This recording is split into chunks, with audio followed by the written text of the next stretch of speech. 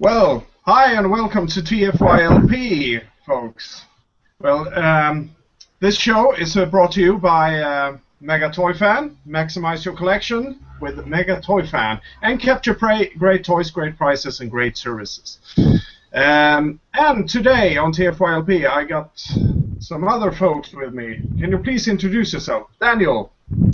It's the Proto Man. How you doing, people? And we got, as well, Headmaster Don. Oh. Always a pleasure. Hi. And we also got James. Jim Black. How we doing? Also known as Moroni Prime. Yeah. Great. Yeah, we got an interesting show today. We're going to talk to some RID 1.0, I think it's called. And we're not talking about the new show at all, do we? Talking about the classic Robots in Disguise.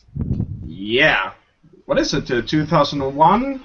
Mm-hmm. 2000. Well, yeah. 2000, 2001. Depends on how if Japan has car robots versus Japan has car robots. Yeah.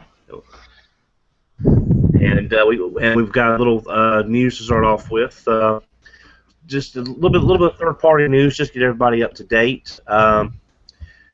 From T-Formers, there are pictures available of overclocking, which is not Blur, from SXS, which you might remember from their continuously variable figure that looked a lot like a Gears. And then the repaint that I don't believe the repaint came out of Outback. I don't remember seeing that, but I believe it was coming out at one point. A lot of good-looking pictures for this Blur figure. Again, I don't read the IDW comics, but I've been told it's going for an IDW look. Have y'all guys had a chance to take a look at the pictures when they were posted? Yep. Yeah. Looks really good. It's nice to have. Like, what's the scale for that? Is that going to be more in the classics kind of deluxe scale, or is it going to try to be more of a masterpiece scale with? Well, mind you, it's almost the same thing nowadays. A small Voyager. Yeah, I haven't actually seen a size listed for it. I was thinking if there's any comparison shots to other figures to give our audio listeners an idea of how big it is. I really don't know. I was assume it is deluxe size. Yeah. Well, the way that it is now, it seems like a lot of third-party stuff is kind of going for that, like what the Datsuns and what Lambors, and they're going for that in-between scale of deluxe to Voyager. Mm-hmm. But, I mean, judging by the price point, it kind of looks like it's that, because if it was, say, like deluxe size, and again, even deluxe now, like, are we talking modern deluxe, which is really small? Exactly. Or, like, for example, Fall of War for Cybertron deluxes, which were just really beefy figures for the price point. It's hard to say. They were almost like I think a lot of deluxes. Yeah.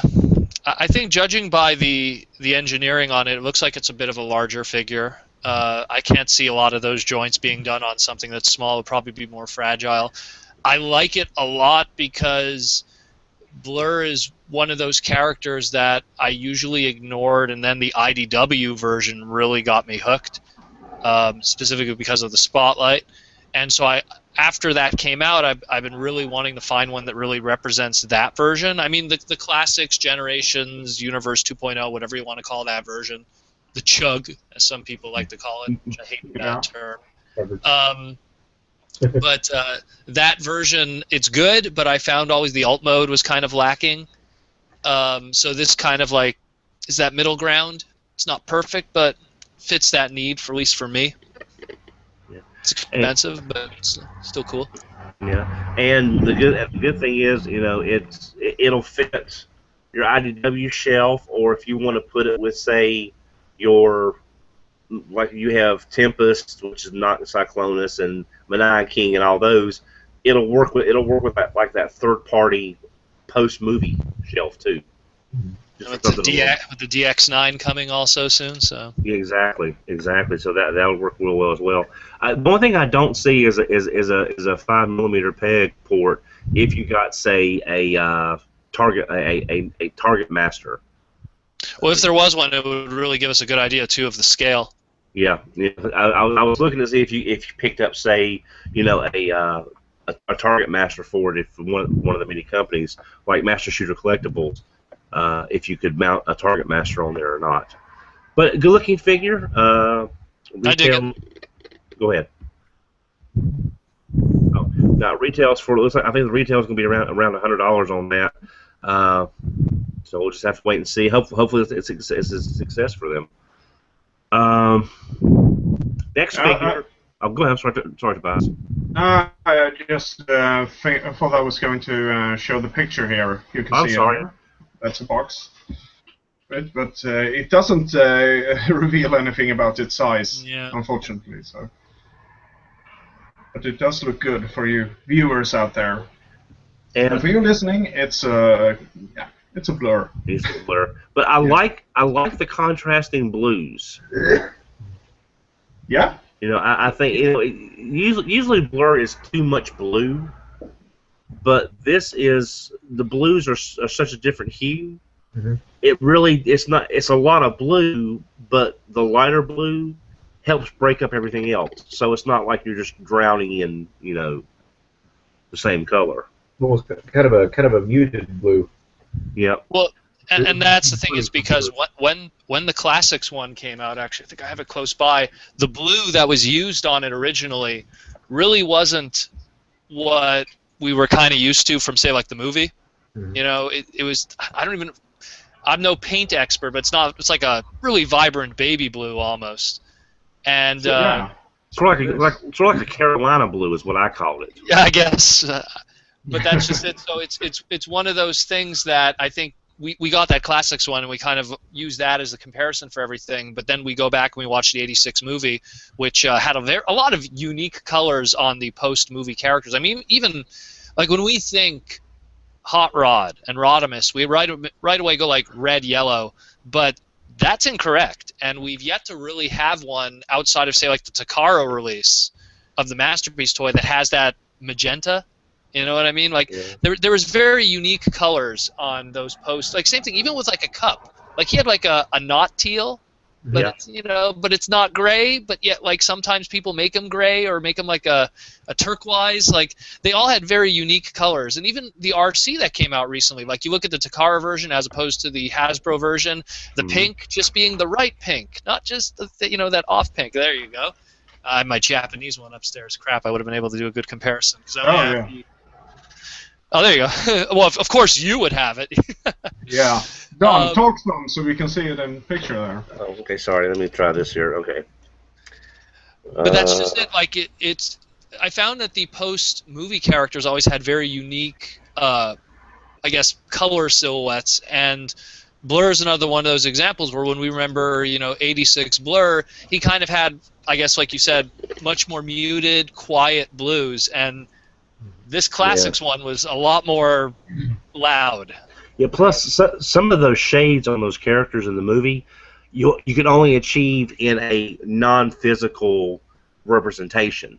Some of those shading gradients probably you would have to try forever to get the exact shading in a physical color versus what you could draw or create using markers, pens, pencils, and animation software, whatever the case may be. Some of that stuff may just be a color that can't be replicated physically. True. Not a lot of work. But I like it, and like I said, I hope it's a success for them. The next one coming up is from our friend at Perfect Effect. This is PEDX05. Sounds like a license plate number. Leonidas, which is the not Lio Convoy. It's going to be about 9 inches tall. It has die cast with it, and it says it has over 60 points of articulation. That's a lot of articulation. Yeah. Shipping in June for around 150. I have the original Convoy. I like it. What do y'all think? As far as this new take on the character. I had completely missed where they were going to use the die-cast metal. Do we know which parts are going to be the die-cast? Everything I've seen, I haven't seen any actual in-hand reviews for people yet pointing out like on production samples. I haven't seen anything listed in text about where it's used either. If I had to hazard a guess, I would probably say somewhere in the ankles and the feet for the stability, and maybe some in the chest just to help hold all that together, because that's a lot of stuff being held together in that upper torso. Right. But it seems like it shares the same engineering from the original one, from the original Lio Convoy from Beast Wars 2nd. I mean, it looks amazing. Yeah. It looks really good, and for the longest time, I mean, if you've ever messed with, say, like the Robot Masters version, which is pretty difficult to get that one, it was a later release from that line. That was kind of like, probably like, I don't want to say it's the best representation of the character, but it was the best representation of the character from a articulation and playability, but it wasn't a right scale because those Robot Masters were really small. Right. It's kind of like before Masterpiece Starsaber came out, I found that Robot Master Starsaber was probably the most articulated Starsaber could be at that point. Especially compared to G1. Well, yeah, especially since the G1 one was a brick like Power Master Prime or Ginrai. So it's one of those things that it's nice to see this character updated and getting like, and what makes this the best for me is it shows that they're looking at Beast Wars stuff. That's the bottom line of this. Is it has third-party guys going, you know what? Let's do a Beast Wars, or in this case, Beast Muscle. So. Yeah. Well, and again, all of us have said, but G1 is great, but there's more to Transformers than G1. Mm. And I know they sort of have to follow follow the money of where they can get the most sales from. I think there's a lot of untapped potential in Beast War third-party characters that we haven't even seen yet. But totally. I'm looking at this right now in the window I'm in. I think this would also fit if they had done a Transtech line. If that line had actually been created and fulfilled, this looks like almost like what a Transtech Lion would look like to me. Well, it also is kind of reminiscent of the early IDW Beast Wars miniseries when you kind of had those like pre animal alt mode characters, and you had like a Lio Prime in there. Mm-hmm. And I mean, yeah, it still transforms into a lion, but that robot mode really invokes that Cybertronian design that it originally had from the IDW book when they had that first initial miniseries. What was it called there? Ascension? I don't remember. Yeah, it's been. It was a while. It was like 5-6 years ago when it came out, but it really invokes that. And I mean, if it is anything even close to the scale that the original Lio Convoy was, then it is totally worth it for $150. Yeah, 9 centimeters and with diecast. Yeah. I mean, that's amazing. And unlike many people live in America, I cannot readily convert metric to standard. So I have no idea how tall 9 centimeters is without looking it up. So what's 9? It's 9 centimeters. Well, I'm sorry. Wait a minute. I'm sorry. I'm misreading it. 23 centimeters tall. Okay, I was about to say like. Okay, it's the way the page kind of cut off and then. I was like, how could it be smaller than the Robot Master? Is that even possible? Yeah. It's the way the sentence cut off and was continued. That's the way my browser was showing it. No, so we'll call it Leonidas Ambus. Go in the chest. And the good thing, if this thing is successful, we'll get Flash Leonidas, Dark Leonidas, and Galva Leonidas. And then they'll retool it into Lio Breaker or Liger Jack, whatever they called it in Japan. Mm-hmm. Yeah, they'll make use of this mold. Oh, I'm sure. Well, that's why I'm hoping it's a success, because I'll be honest, because I was at BotCon the year they had the lucky draw Galileo convoy there. Oh yeah. They wanted $7,000 for it. That was the year it came out. Yeah. He was the winner of it, and he was selling it for $7,000. If that was in the Galvatron colors like it was originally, I might get that just for to have a Galileo convoy. Yeah. We'll definitely see come TFCon what is in the cards for third-party stuff. So we'll see what's in the heart of the cards. Mm-hmm. All right. And the last thing we've got really going on this week is Duran is working hard. That's why he's not here tonight. He's sacrificing his own screen time for you, the viewer, on a Fans Toys Sever review. Sever is the not Snarl, which is the third figure after Scoria and Score. He says it's fabulous. He's working with it now. He's probably playing with it, working. So we hope to have the photo shoot up there in a couple of days on the TFYLP Facebook page. And also, as Tobias mentioned at the start of the show, Captured Prey, being one of our sponsors, does still have this up for pre-order. So if you like your Masterpiece Dinobots and Snarl is one of your favorites, like he is for me, go over there and check him out and get your pre-order in, because this is going to be an awesome figure. Have y'all seen pictures of the Sever before this point? Yes, I have. I believe so. Yeah. How many of y'all getting them? Let's put it this way. I mean, this isn't official, but if I was a betting man, probably going to have a repaint exclusive at a certain show in the future. Really? I'm not saying it's confirmed, but I mean, just an educated guess based on your experiences. Well, let's put it this way: we've already had two shows extremely close from each other, only 3 months apart, and they put out two very easily. Now they've had a 12-month gap in between. Then I'm pretty sure. That'll be very interesting to see. I can't wait to see what their Sludge looks like, because Sludge was my first Transformer ever, and I really want to see what that looks like. How about you, Tobias? Are you getting any of the Fans Toys Dinobots? No, I'm not. I'm currently collecting Fans Projects Okay. Dinobots. So I already got started on that one. So I would like to get them, but money. Oh, I know. Money. Whoever would have thought we would have had too many Dinobots to choose from. Not to mention what everything Hasbro's putting out. Oh, I know. Yeah. I know. Well, Jim, what do you think? I mean, do you like Sever or do you like one of the other ones? Well, I have not really delved into the world of third party too much. A couple years ago at SligoCon, I picked up the Not Squawk Talk and Not Beast Box set, as well as the Megatoy Fan Captured Prey repaints. Right. Of them. They were pretty neat.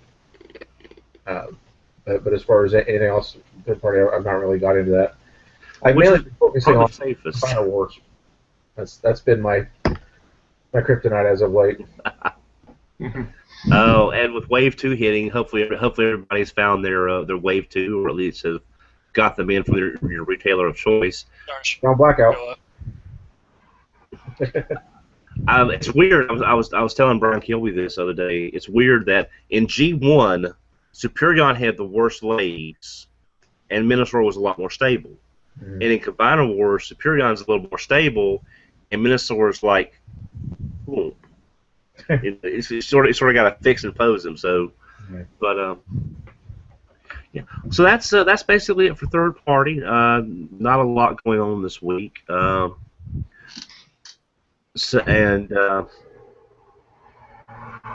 have to mention one thing. I know it's been talked about a lot the recent weeks, but this week I finally got my Star Saber, Masterpiece Star Saber. Oh, excellent. Yeah, and I have to say it's a great toy. I haven't owned the G1 toy at all, but I It's been one of my holy grails, and I'm so happy about it. It just looks great. I got it too, and let me tell you, I think that when you're going to get the G1 one, I think you're just going to be kind of disappointed after that, because the Masterpiece one, I owned like the original Star Saber, I owned the Robot Master, I owned like the Star Saber Junior one, even the Mega PVC version, which kind of also did a combiner thing with Victory Leo. There's been a very interesting progression with the engineering of that character to try to give him a joint here, a joint there. Yeah. This Masterpiece one is incredible.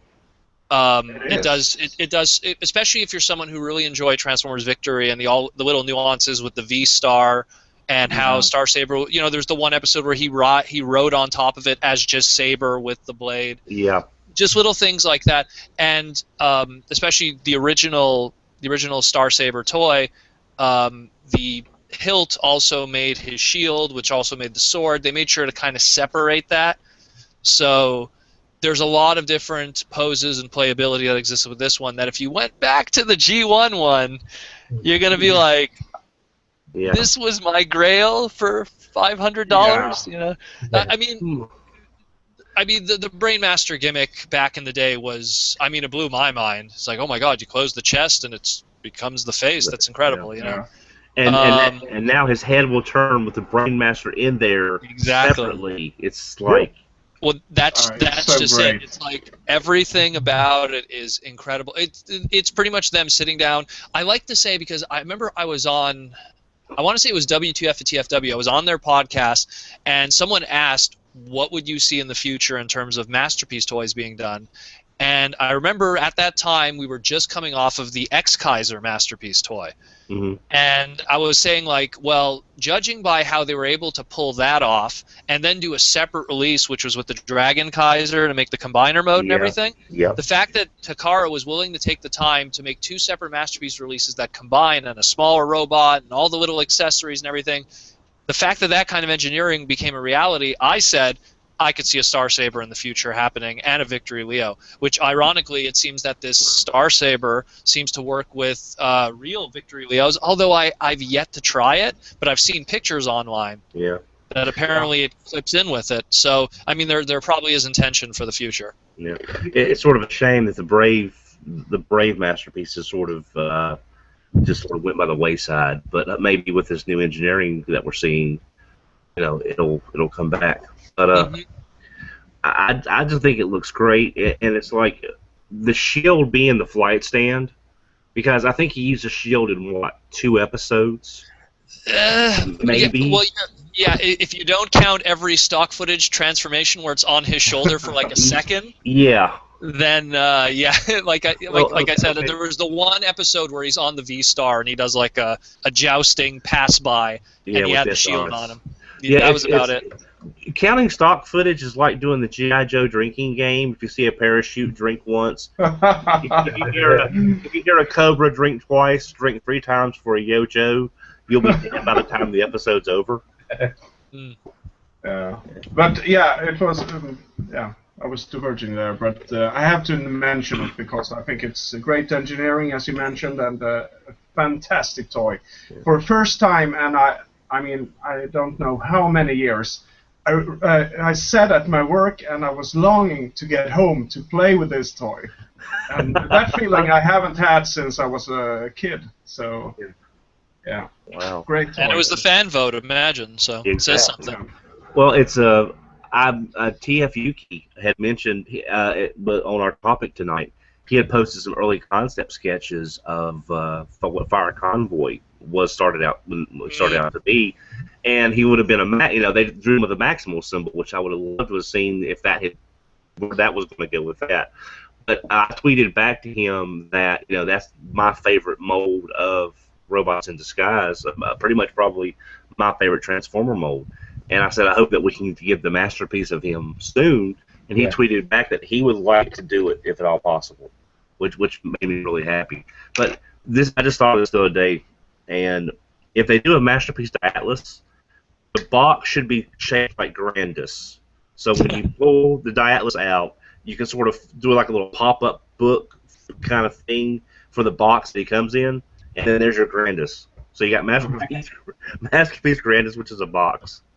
That would be fantastic.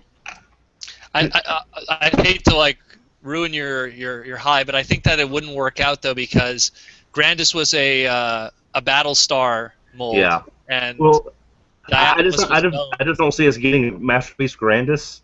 So never. So if they did the box like a little pop-up version of him, we might get him in name one day, and it'll be like some Metroplex repaint or something. But I don't ever see getting a big boxy Grandis anytime soon either. We'll have to get Metro Titan first. I see a third-party one maybe happening, but never anything really official. Yeah. Unless the car gets really crazy and reissues Dag-Base from Dag-1 for some reason. That would be like the only repaint that they give it. Yeah, well, it's like they repaint Dag-Base because it's a little bit cheaper mold probably, if it's still viable, and then that'd be sort of weird. The remold repaint from Grandis becomes the new Grandis reissue. Yeah. And it'll be like $400 if some of these G1 reissues are starting to cost now. Oh. You know what? I just don't want to go off on a tangent, but how the hell is this new sound wave that's showing up in this garish colors, this Masterpiece one? How is this thing more expensive than the original Masterpiece one that we were getting in Toys R Us? Do you mean the Year of the Goat? Yeah, Year of the Goat. Year of the Yeah. I actually have purchased and received this week Year of the Goat Optimus Prime because it's G2 Laser Optimus, and I got a real good deal on it, so I had to get it. Well, see, and that one too. That one, it's like, do you know how much a mint in box G2 Laser Rod Optimus Prime is? The price of that one. You know, like it's just the prices are insane for these reissues, and I mean, check Ultra Magnus. Well, there you go. Well, yeah. Magnus is a little different because it's a Japanese exclusive.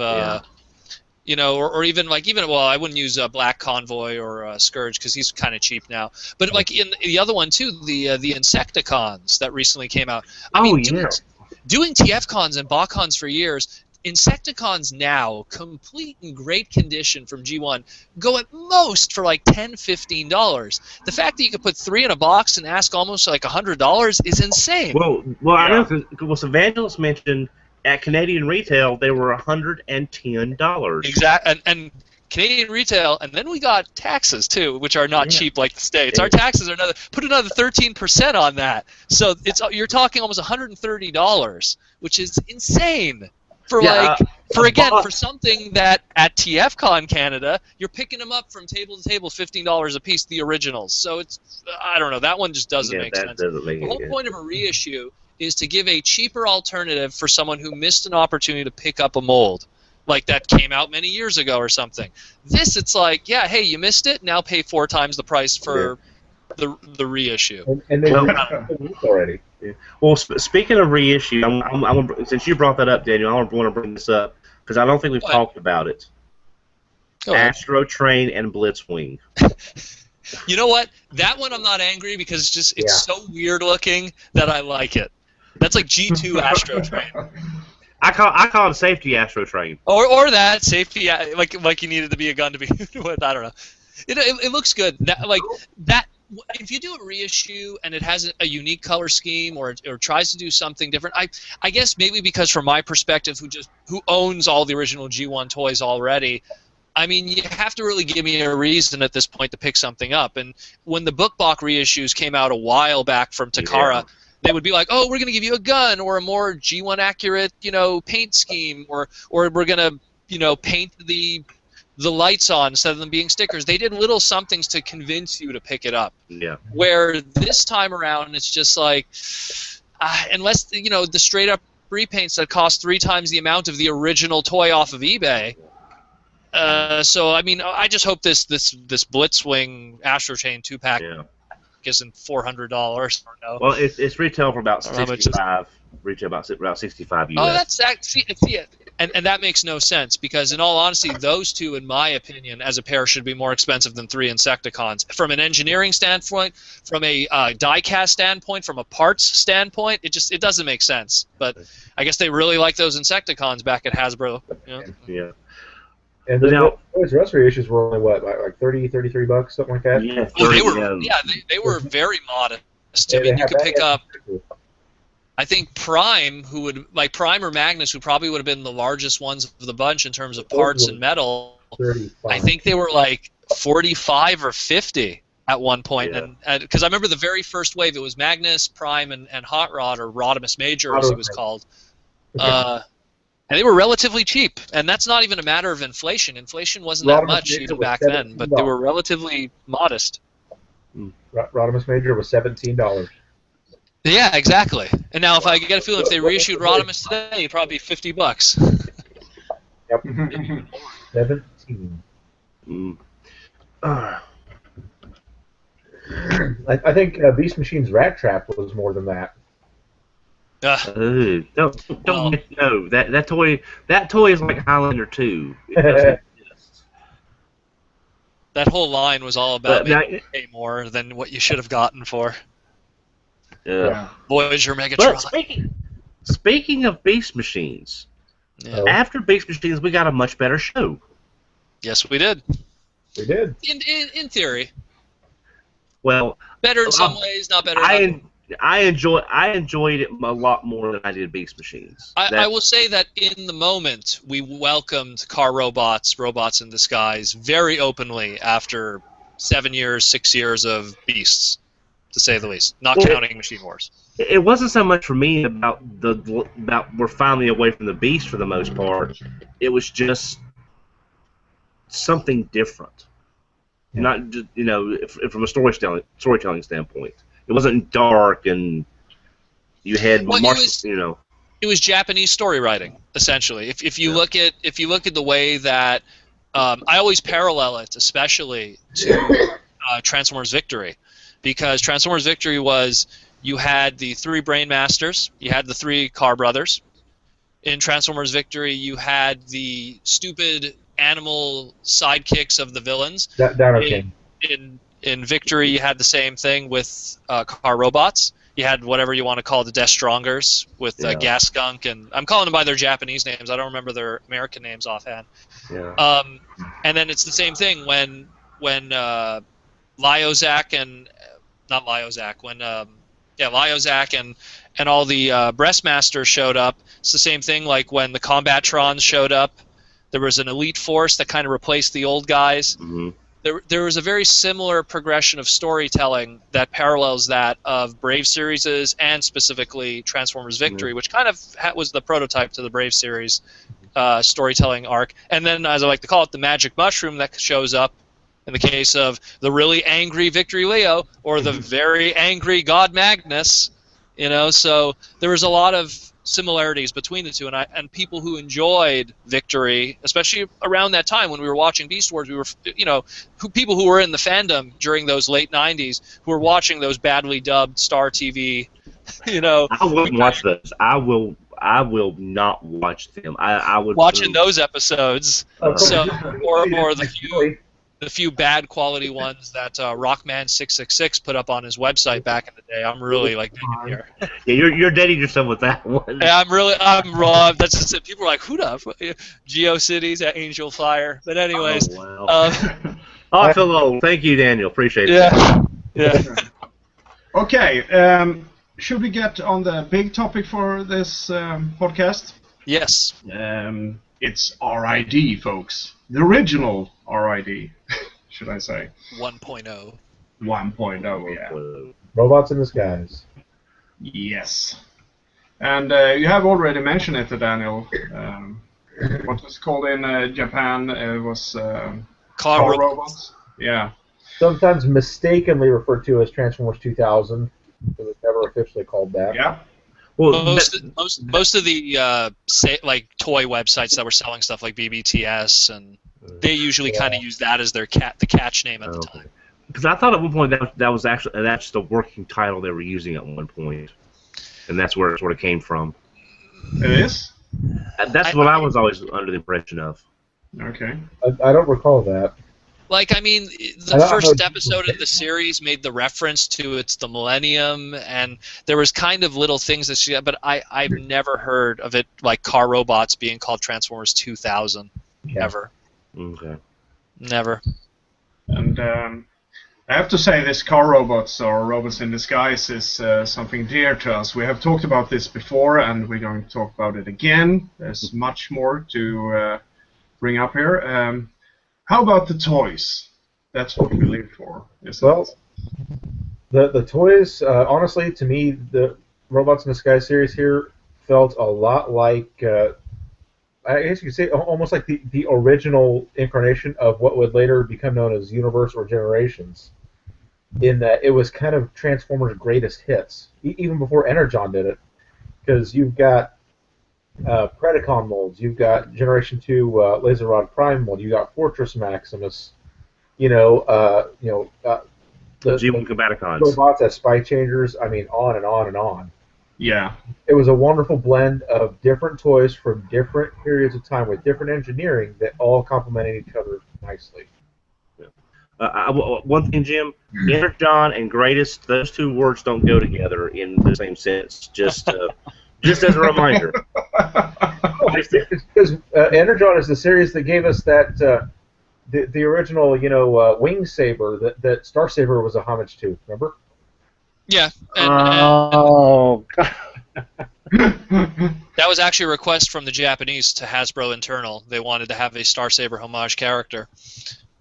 But the thing, especially with car robots and robots in disguise, was from an engineering standpoint, it was, you clearly saw, if you were someone who messed with the year prior to that Beast Wars Neo, you saw a lot of the engineering very similar to that of shell forming, using extensive ball joints for just parts of the body.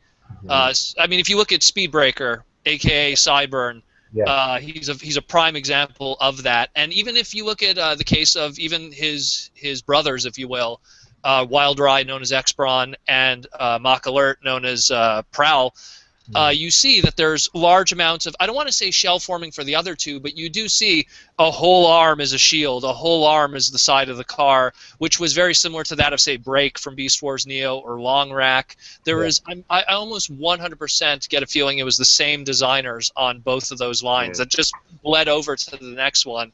Well, it also had been so long since they had done vehicles, other tan the Viacons themselves, which really wasn't. We're all cyber. And I think that was a different engineering crew too. I think that if I remember Aaron Archer talking about this in one of the later Hartman Bachcons. I think it was Drexel and another studio that was actually American based that did a lot of the designs, which then became the engineering of the Beast Machine stuff. So that's why there's such a huge gap in design and engineering between those two series, despite it being only a year apart. Right. Where when you look at where you look at Neo to car robots, it's very similar. Despite the fact that they're not animals, but it's very similar. And what I wanted to mention also about the best of thing, which is interesting, if you look at car robots alone itself, not counting robots in disguise, all of the Death Strongers, or Decepticons, or Predacons, whatever you want to call them, all of them, with the exception of Gigatron and his Devil Gigatron version later, everyone else is a pre-existing mold. Yep. Every single toy was. Like you had the Beast Machines, Transmetal 2s were pre-existing molds. You had all of the Combatrons, which was Scourge, which was used from the Laser Rod Prime, the Bruticus, which was Valdigus, which was called Ruination. There's so many names I have to jump off the top of my head here. The Spy Changers, all of them were based off of the old GoBots from G2. And what I loved about this line was when it did become Robots in Disguise over here, they used it as an excuse to then release all those unreleased molds that came from G2. I was going to mention that. Okay, go ahead. Later. Well, no, it's just. No, it's just, I'm just going to mention that, that was, we got the Megabolt Megatron. We got the repaint of the Hero Megatron as Bludgeon. We got the Hero Optimus that had the air pump launchers as Scourge. There's tons more. There's Bruticus, which... I mean, this is the wrong one. It happens to be on my desk right now. But like this one too. Oh, head's not up. This one too, which was again a brand new mold made from the Spy Changer concept. Mind you, it was in Scourge colors, and they did the same thing with X-Brawn. And then they dug up a whole bunch of unused G2 molds, which was Probably, RID Sideswipe, RID Daytonus, which is an awesome name that they never revisited ever again. Right. What was the other two names? Sideburn and Prowl. Yeah. Yeah. Yeah.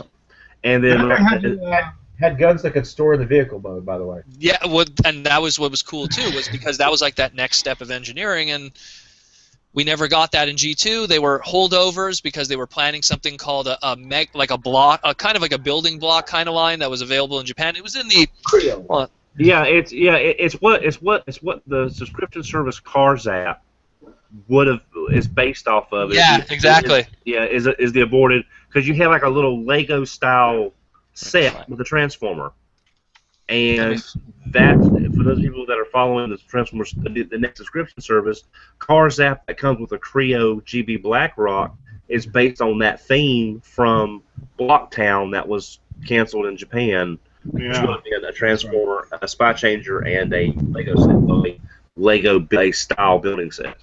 Yeah, I'm trying to find it in the. I heard it. This is a bad photo of it. You're probably not going to be able to see it, but in the Generations book, they had it showing off all this, the Blocktown stuff. Now, not all the stuff that we got later on in the RID over here was great, like Bruticus, the three-headed dog. That was. Not a great use of plastic. I'll give it credit. It was interesting. I mean the fact that they tried to do like 3 heads in both modes.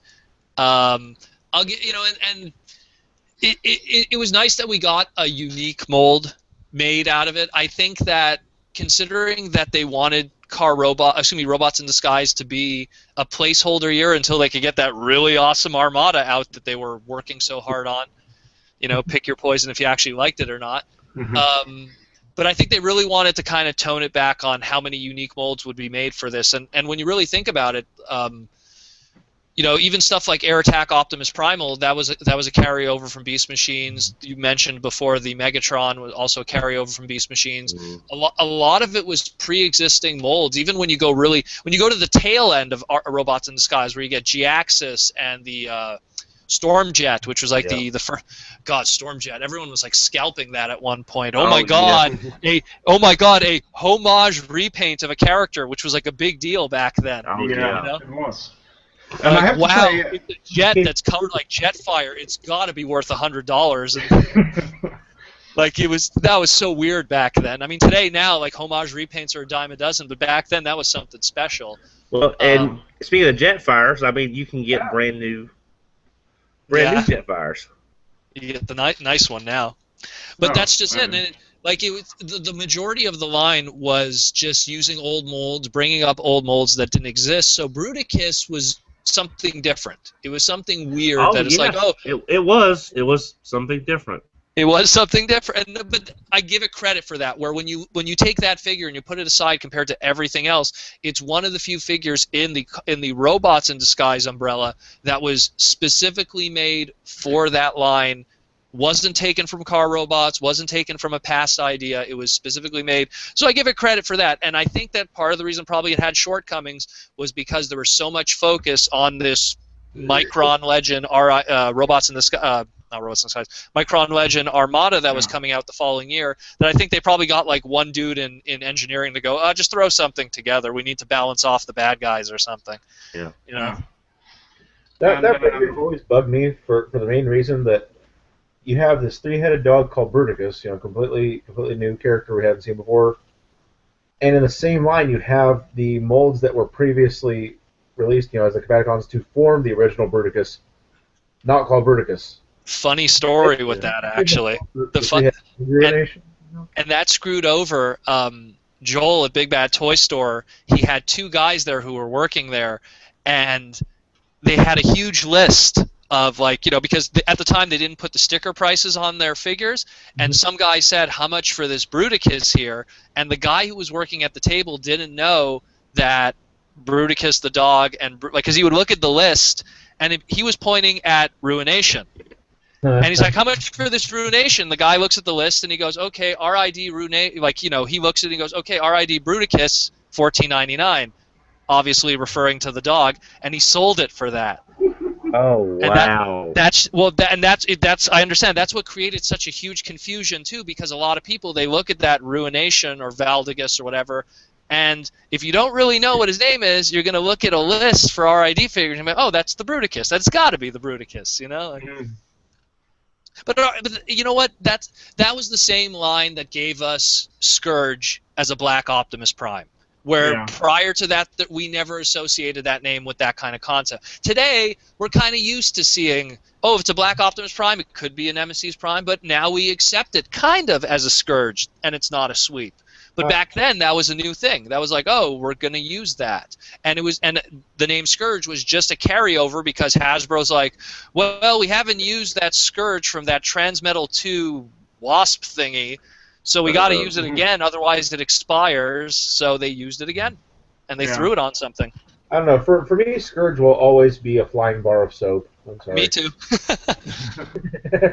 I have to say another thing for all you folks out there wondering, oh, they're going to talk about that RID show again. Once again, I think it was a great show, and it made a great transition from the Beast world, the Beast universe, into this more classical Transformers show, as we can call it. And when it comes to the toys, they brought us what we talked about so far, really great toys. New thinking in engineering, somewhat.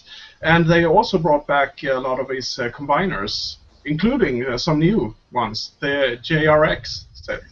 One of my favorites. One of my favorites. And what they actually also brought, which was sorely absent in Beast Wars, somewhat sorely absent in Beast Machines, they actually also, what pretty much Car Robots and Robots in Disguise brought us, was show accuracy, which was almost every character in that show looked like his toy, and vice versa. Like, Beast Machines suffered from that heavily. Beast Wars, it was hit or miss, but at least with Car Robots, there wasn't a single toy that didn't look like its show counterpart and could do what it looked like also, which was really cool.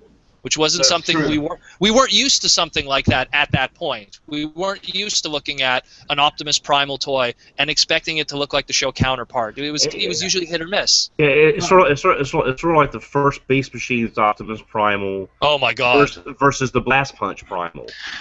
Well, or the Air Attack one later. Yeah. So that's why we're talking about this again, folks. It's an interesting show, but the real interesting part in this is the toy design, because if it wasn't for RID, I don't know where we've been today. You know, it went from there. It was a kind of stepping stone for the modern Transformer toys, I think. Yeah, definitely. It really showed Takara, which had it initially. It really showed Takara that there was a huge interest in vehicles again. That it was time to transition back from that. Yeah. And I mean, obviously, engineering-wise, we saw where it went with Armada, and we kind of recessed a little bit because it was kind of like we got teased with these really cool cars with rubber tires and, you know, really like Diclon-looking designs. And then we went to Armada, which was, I mean, it's like I'm not going to drag this up, but basically, Armada suffered because of the gimmick.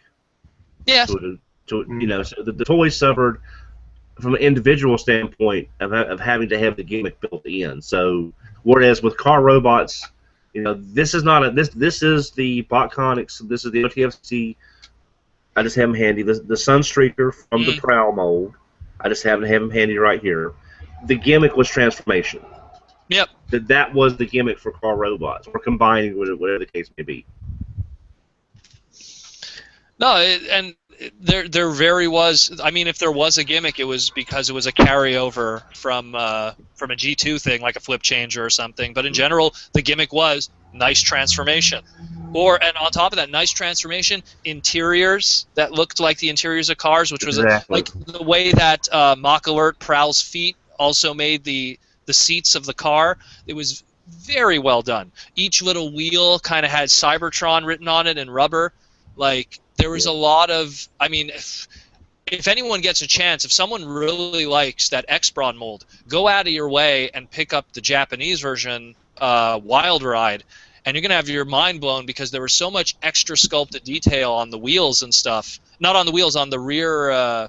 Rear lights and everything. They actually had to remove those because the sculpting was so nice and accurate that it was very easy to break, and they were worried that it could be a choking hazard and everything. But it's just there was so much nice stuff that line put out that it was quite interesting to see then the transition to Armada, and why Armada got so much hate was because you got Car Robots, which was a celebration of almost everything Transformers up to that point, because you had G1 molds, you had Beast Wars molds, you had G2 molds, you had, I mean, in the Robots in Disguise side of things, you even had Machine Wars molds. You had like literally every line that has come up to that point put into one line, and you were able to pick up all of it modern today, right now, and then here's Armada, and it's preschool, you know. But I mean, I can understand people's perspective at that point. I mean, it gave us Unicron, so I can't argue with that. But yeah. Well, so speaking about another, there were a lot of Combiner toys, and we also got that Build King. I think it's called yes. in Japan. Yeah, it's a great. And another amazing engineering, where it could be arms and legs and the twisting of it, and again, show accuracy. They showed that in the show too, to like make it a selling point. Like, oh man, that whole line was great. Yeah. Even in the show, the transformation series for the Build team, you would have the three, Grimlock, High Tower, and Heavy Load, or Build Cyclone and Build Hurricane, I believe. All link up together in that tri-union, and then from there rotate to whichever mode was going to be the arms. And then, I mean, that was great. Playing with the toys on screen almost, and it was wonderful. That's what I said. Show accuracy was such a rare thing, and this show, every aspect of it had like the show accuracy was so dead on that if you watch the stock footage of Omega Prime or Super God Fire Convoy, the fact that they shake hands and then the hand flips over into it, and the toy does that, where you have to make them shake hands, and then it goes like that's how show accurate this show was. It was crazy, and we just nothing like that up to that. G1 didn't have show accuracy. G2, toy comic book accuracy, I guess, if you want to be, I mean, Beast Wars, it was hit or miss, and Beast Machines was a clusterfuck. Probably the most comic accurate G2 figure is probably G2 Masterpiece G2 Sideswipe. now he is. I love that toy. Oh my god. But now, for the toys, I'm going to have to say this is my favorite. And it's no surprise, I've said it before, I'll keep saying it no matter how many times people laugh at me. Optimus Prime, Fire Convoy.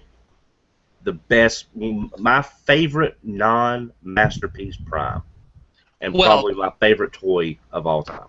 When he came out, I mean, he pretty much was the best Optimus Prime toy ever made. Because, I mean, but prior to him coming out, everyone's like, oh, Laser Rod Prime is the best Prime toy ever made. Everyone really liked that design. And then Fire Convoy came out, and it's like, oh my god, opening Matrix chest kind of thing going on. It had the lights and sound gimmick. It had the transformation that made... Yeah, well. Go to Fire Convoy. Super Modo, but... it's all of that. It was so different, and the chrome chest, the fact that it made a base, like it did everything that was so absent for like more than 10 years, because Beast Wars didn't have something like that. Beast Machines didn't have something like that. You could argue, okay, yeah, Machine Wars had that, but it really did not exist for a very long while. And then this toy came in. It was super articulated. You could do like really cool poses with the smaller Fire Convoy, and a lot of people. And again, the reason why you would have that sentiment is because then you would go to Armada Optimus Prime. You would go to you would go to Superlink Optimus Prime or Fatimus. I will argue Cybertron Optimus Prime, Galaxy Force Optimus Prime, really damn good toy. And I think that it wasn't until that one came out that Fire Convoy just always held the title. Like you probably know what I'm talking about. The trannies, if you remember those back in the day. Yes. Yeah. By Rob Jung. There used to be a voting of what was the best Transformer toys, best characters every year back in the late 90s, early 2000s. And Fire Convoy would always get #1 for the longest time before those got discontinued, those trannies as they were called, instead of the Emmys. But again, I'm dating myself. One of my favorite features as far as the RID Prime or Fire Convoy, or Fire Convoy, whatever you want to call him, was the fact that all the different segments of that figure's armor, you know, the parts of the fire truck, could combine in universally different ways to make these different attack modes, some of which were used for the show. There was an episode I remember where the pieces that would become the feet normally mounted on the shoulders, and he used those rocket launchers that are on the inner parts of those sections. Yeah, and that's in the opening credits in the American version too. Yeah, it is. He also used one of the larger arms just on his own arm, and then had it launch off if I remember right. Yeah, it was called the Fire Ladder too. Yeah. Rocket Punch. Yeah, but he did that in the show too, and didn't. It wasn't statically locked into one mode, and then all of a sudden, all the way in the other mode. You know, he was able to pick and choose bits and pieces here and there, and that was like a screen representation of playing with the toy. Like I said a little bit ago. The show accuracy to the max, and that's what was so great about it. There was nothing you couldn't do that you were seeing on the screen. Nothing. And we also got a decent Magnus toy in form of God Magnus. We already mentioned it. You could combine him with the Fire Convoy. Funny. I'm sorry. I'm sorry. Something I always thought would be funny though is it like if he did that with the different parts and pieces, but if he was mad at Ultra Magnus, just took off with his arms and legs and just ran around with those and left him as a torso. That jerk. Tobias, I put a link over in the chat. I'm not sure if it'll work or not. I saw that. If anyone wants to see what they look like combined into Godfire Convoy or Omega Prime, that's a picture of the shelf that I've got. If it'll work for you, I'm not sure if it will or not. Yeah, I'm gonna put it up right here. This photo bucket's a little funny. And what was interesting too about God Magnus, especially when he would then be renamed Ultra Magnus, was he was probably one of the few Ultra Magnus toys for the longest time. And I mean, I'm trying to think of when it stopped becoming Optimus Prime repaints, outside of say the titanium. But in general, like I mean, God Magnus was one of these cases where he's his own unique mold, and that's that. It's not an Optimus Prime repaint. It's not like, you know, an Optimus Prime remold. It's a straight up his own toy. And I think, outside of the titanium, I think it wasn't until War for Cybertron did Magnus really just get, here, this is your own. Actually, no, that was a repaint too. Man, shit. Yeah, and I put up the picture here now. Sorry. But there it is. Yeah. Now, now that's actually the Toys R Us. That's the Toys R Us exclusive. That's the clear Godfire Convoy set because it came with the Master Sword. Because the sword there. Yeah. The Sam's Club yellow one too. Yeah. I didn't get the Sam's Club Ultra Magnus because there's a quick story behind that. The year that yellow Prime came out, so did the Ultra Magnus. The Ultra Magnus was not changed except for some blues were turned into blacks. The thing of it is, though, two different divisions of Sam's had requested an exclusive, but they didn't know the other one was working on the other toy, and that these toys combined. So the color schemes do not in any way mesh up. It's literally. They got the two toys in Sam's Club on a pallet, and they did not know that the other division of Sam's was getting this exclusive, and the colors do not match up at all. That's kind of crazy because I mean I remember having seen them in Sam's Club together on the shelf there. So. Yeah, it's just it was requested. The request came from two different parts of Sam's Club. Wow. I'm not sure of what happened, but I'm trying to find a picture now so you could see how absolutely hideous it looked. I had one at one point. Oh, there it is. Here we go. I'm not. I'll see if I'm putting this in the chat. I hope this works. It's an angel fire site. You're talking about angel fire. That's Angel fire. Everything comes full circle. Oh, yeah. see if that works. Yeah, if that works, that is the Sam's Club Omega Prime / Godfire Convoy. Let's see here. Here it comes. And there it is, I think. Aha. Ain't Yeah, that garish? It's not too horrible. Okay. But I like it. Yeah, but that's the result of the Sam's Club exclusive. That's why you don't see that on my shelf. Yeah. But before I say one more thing real quick. JRX / Rail Racer. Uh-huh. One of the best combiners ever. I wish we could get a reissue of him in some different colors. Yeah. I'm surprised they've never repainted it.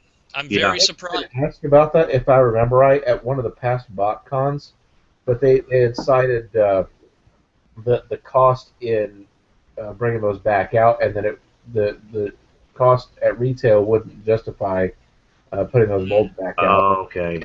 Yeah. Well, yeah, they they were sold individually as Voyagers, which was, especially when you sell them in vehicle mode like that, they're very thin and phallic.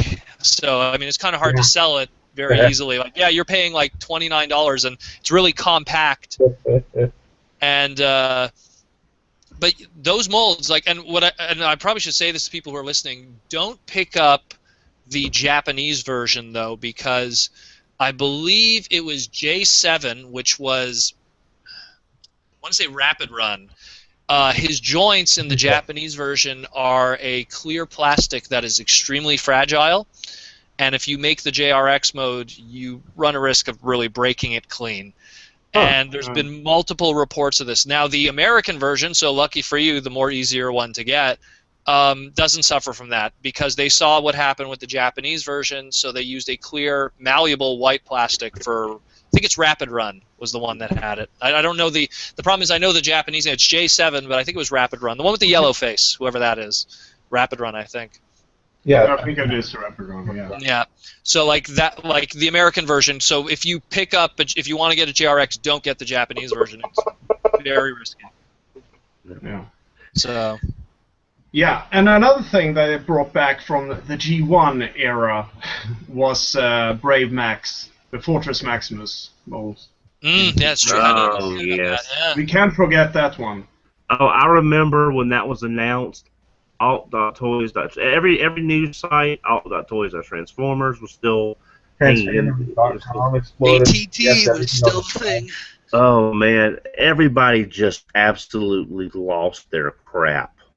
Yep. And I remember like reading everything. Oh, it doesn't pass the drop tests, and it doesn't pass. There's also something called the tape test, which is they put a piece of tape on a spinning wheel, and then they put the figure against it in certain areas to see if it's sharp enough to cut the tape, and if it cuts the tape, then it's sharp enough to cut the skin. So like it didn't pass this test, it didn't pass that test, and then people were saying, oh, it would be too expensive in retail. Well, here's the main thing: did it pass the fish test? Oh, did it? Oh, I'm saying I was making a joke. Oh, I don't know. That's why I didn't. I got that. Yeah, probably the most famous episode of Robots in Disguise is called the fish test. The fish test. That's true. Yeah. I didn't even know that was a real test. But that's just it. Like it was, and the funny thing is that toy. I mean, G1ers will chew me out, but I always felt that color scheme was way better than Fortress Maximus. At least the city mode, especially. Yeah, because it looked like a city in city mode. At nighttime, it looked great. Yeah. And the thing is that it had 3 different releases. That one had the original Japanese release. It had a not a lucky draw version, but like kind of like a limited mail-away version that came with a placemat. And then there was this really good Korean version that came out, which, I mean, I think like 90% of people that I know that have Brave Maximus have the Korean version because it was just so much cheaper and easier to get. I mean, I think it was like $100 flat, mint in box from BBTS when it first came out, and that was pretty awesome. And I mean, I think easy way what was missing on that one? Yeah. The mat was actually on the back of the instruction manual. Really? Yeah, and there on some of them, and there was no weapons, of course. Yeah. Because that's where you actually, a lot of people trace the third party, the rise of the third party, back to Brave Maximus, and people using their G1 Fortress Maximus weapons as casts to make casts and then make their weapons for Brave Max. So a lot of people in the third party forums and stuff, the people that I've talked to at BotCons, a lot of people call Brave Max the reason we started getting a third party subculture. And because I remember several parts parties from your predecessor, Proto Man, that people were spending $50 and $60 per Fortress Maximus gun, and the eBay prices were going through the roof. eBay was just starting out then, and eBay prices were going through the roof for Fortress Maximus guns. I mean, if you could scrounge up enough Fortress Maximus guns and everything, you could have made a fortune off those in the early days. Back in the day, like, you know, anything Fortress, like you would get a loose, empty Fortress Maximus, yellowed, nothing on it, missing the head, and someone would get $700 for it. Yes. And it was like a build your Fortress Maximus. Here's how you start your starter kit. You know, like back. I remember once. I remember Kilby pointed this out. Brian Kilby. It's like there was a complete G1 Prowl sold for $1,000 during the early days of eBay, and I was just like, what is going on? You know, like it was nuts back then. Yeah, and AFA grading didn't exist at this time. Well, you know, and it was funny because during those early days, and again, I'm dating myself here, the only way you were able to get Transformers online back in the day, this is even before eBay, was there was a website called Starbase Rugby. You probably know what I'm talking about. I remember Starbase Rugby. They were that was like the one place that was like, here's a list, and the list was actually an image. It was a GIF file, and it was a huge list. And it's like, here's all the stuff I have for sale. Here's a G1 Rodimus without the spoiler, and here's me, like 14-year-old Proto Man, staring at the screen, going like, oh man, I gotta get that. You know, like because you know. This was like the days of, it was either garage sales, conventions, or nothing. You didn't have much choice to find old G1 toys. There wasn't like specialty stores that's focused only on vintage toys like we have today and everything, or whole stores dedicated to toys. You had to really hope to find that stuff in a Value Village or a Salvation Army or whatever, you know, thrift stores existed, especially during those times. So it was very difficult to find a nice, minty, complete G1 toy. And then Starbase Rugby came around with pretty crazy-ass prices back then. Now that I think about it, it was like, wow, Rodimus, like, you know, missing the spoiler and gun, $85. And it's like, you know, back then, too. Well, because you didn't have a choice. It was like a supply and demand back then. And eBay came around and kind of leveled that a little bit, but even early eBay, like I just said, it was a little crazy at first, where like, you know, complete G1 Prowl, $1,000. It's like, come on, man. Yeah. And then of course the reissues came out, like the book box reissues came out and totally destroyed all of that. But well, I mean, what are y'all's favorite RID toys? I mean, have y'all got? Putting me on the spot. One moment. Yeah. I have to say, I agree with you with the Rail Racer team. I think it's great. We had talked about it before, but there's another toy that I haven't got yet. It was an exclusive to the States, and it was Cryotech, I think. Yeah. Yes. That's a great repaint of Transmetal Megatron. An interesting thing with that toy was Cryotech. He actually had a limited Japanese release. And the Japanese release of Cryotech, and the only way to tell the difference is they have the exact same box, just there's a little bit of Japanese writing written on the back. His Spark chamber, whatever, that would have there actually was a driver in the Japanese version. If you look online, it's really hard to find good photos of it, but if you look online, I don't own the Japanese one personally, but I remember reading up on, I think Remy's TF Kong or whatever it was. Oh, Yeah. oh, He Remy had a really good photo shoot that showed. He did some awesome photo shoots back in the day. He's like the godfather of high quality photos. Remy, if you hear this and you're still with us, I know please he's not with us. I don't know where he is in this. He just like stopped after like Energon or something. Yeah, please come back and share your photos with us. Because he was like, but like I remember back in the day, like he took a photo shoot and he showed the comparison. I remember Cryotech was one of those examples that he had a very limited, weird Japanese release that very different, a very little subtle difference between the two. Because originally the Beast Wars, whatever, they had spark drivers, and they got rid of that idea. But for some weird reason, the Cryotech one in Japan kept the spark driver. Yeah. And it's, I mean, now people look on eBay. Good luck, but. Well, $1,000. Yeah. Well, I don't know. I don't know. It's one. He found a photo. Let me take a look. There you go. I have a photo here. Yeah. There you go. Yeah. Like, see, there you go. The spark driver, like, and only to the Japanese release. And the sad thing is that you could look at 100 eBay auctions of mint in box Cryotechs, but you won't know it's the Japanese one unless it's the back of the box and there's Japanese writing right at the bottom where the registration and the trademark is. That's the only way to tell the difference. Okay. Tobias, I mean, if you're trying to hunt one down, that's just a word of advice. That's the best way you'll be able to find it. Yeah, I have to get that one then. Do you remember, Tobias, when that came out? Do you remember the early photos when Cryotech's first surfaced? And they thought it was fake. Oh God! It's photoshopped. The boards were. It was the biggest flame war we had seen since the creation of Beast Wars. I remember Brian talking about that. Like I think it was Tony Fitz was talking about it, where it's like people were saying like, oh, you could see in the background that everything is kind of shaded of blue, so they photoshopped it, and then in the end it was real. You know? And it's a great repaint. I love the colors for it. Oh, it is, and an important character later on. Yeah. All of a sudden. Then he would go backwards and kind of really become something important in Beast Wars, which is ironic considering he was an RID release that came out much later. That's true. That's true. And what's cool is I've got my Cryotech holding my Cryotech from Visionary's power staff. Which is exactly where the name came from too. Exactly. It's a Hasbro registered name through Visionaries. Yes. And you would get there was a repaint of Rav, which was one of the deployer weapons. Deployers. Yeah, unofficially they call him Cryo, which was like his bird. Yeah. So if you're a Cryotech collector, you got to pick that up too. That's Well, Cryotech like giving his enemies the bird. Yeah. But no, I totally forgot about that mold. Shit. I'm looking at it right now. I'm like, oh man, See, for me, there's one other toy, and actually I posted it. Because it was RID's birthday not too long ago, and I posted it on Twitter.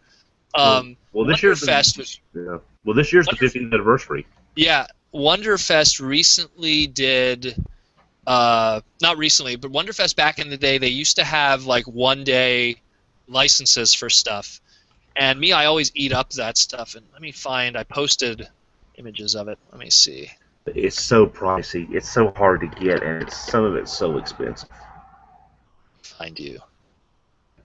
It was a couple days ago. Got to go through all my photos here. Post too many prototype stuff. Oh, there we go. Okay. It's a picture of my RID Autobots. Let me get the link. I'll put it up, and I guess Tobias could share it with everyone here. This was a extremely rare thing. They only made 50 of them, and it was at Wonderfest. And it's actually an official. Transformer product from Car Robots in Disguise, which was the clear PVC Ai-chan, or Tai. Right, yeah. Wow. And they only made 50 of those, and that was at Wonderfest. Oh, yeah, I remember that. And, I picked one up at BotCon, I want to say BotCon 2005, maybe 2006, and I bought it from Hiro Gongo, and he was asking $100. And I know, and in my opinion, I thought that was a good price because like that shows up. That's like a BotCon fine. That shows up once in a while at BotCon, but I mean, really, there's 2 photos I think I posted. Yeah, one showing the comparison there. This is the first one. And then the second one shows the packaging too. Also, like I think I had it on the display. Yeah. And so the cool thing is, it's 1,000% less creepy than the next TIE figure. Yeah, then the one that came after that was done by Yuki Oshima, the creator of Kissplay. He actually designed that PVC. Yeah. So. Which also. Yuki Oshima, who was a regular, Yuki Oshima was a regular at Wonderfest, and that's actually how he got the job for Kissplay, which was, anyways, craziness. I will show you the second picture here. The second one, yeah, it shows the comparison of the size compared to everything else, and it shows the packaging. Yeah. I think it's up there now. Can you see it? Yeah. Yeah. There it is. Like, see, it came with a little blister, and then I think it had. It was TFYLP because it was like, everything was numbered. So it was like, it was supposed to be the 00. And see, also because I had multiples of the different Carr brothers, because I have Japanese version, American version, there was always little subtle differences between them. I'm a little crazy like that.